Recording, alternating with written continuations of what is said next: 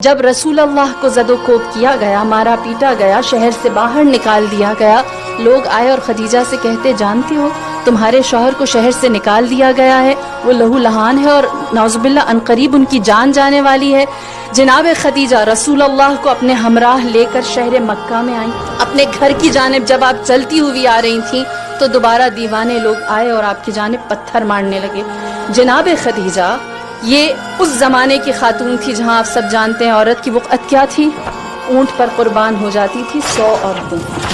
ایک سرخ اونٹ کی قیمت کیا تھی؟ 100 عورتیں بطور کنیز۔ سرخ اونٹ اچھی نسل کا اونٹ ہوتا تھا۔ اس زمانے میں جناب خدیجہ ایک مرد کو لے کر آئی جس کی جان خطرے میں ہے، اپنے ہمراہ کھڑا کیا، اپنے گھر کے سامنے ایک چٹان تھی جس پر کھڑی ہوئی، اور جناب خدیجہ نے تاریخ عالم میں پہلی دفعہ قریش مکہ کو دکھایا کہ ایک مرد کے دفاع کے لیے عورت بولتی ہے، اور پہلی دفعہ آپ نے خطبہ دیا۔ آپ اس چٹان پر کھڑی ہوئی اور آپ نے فرمایا اے لوگو تمہاری حیا کہاں چلی گئی؟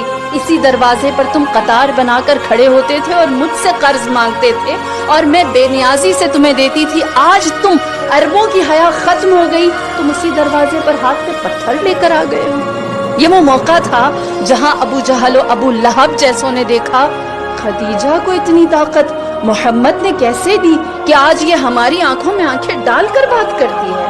اور جناب خدیجہ کی ہیبت، وقار، کلام کے اندر لہجہ اور آپ کا سخن، فصاحت اور بلاغت اور میں یوں کہوں اعتماد ایسا تھا کہ سب بکھر گئے، کوئی محمد کو کچھ نہ کہہ سکا، سب جان گئے اب خدیجہ صرف مالدار نہیں ہے، اب اس کی طاقت صرف دولت نہیں ہے، اب خدیجہ کے پاس ناز کرنے کے لیے محمد ہے، اور اس کا اعتماد اب وہ مال و دولت کی بنیاد پر نہیں، لہٰذا عورت پہلی دفعہ سامنے طاقتور ہو کر آئی۔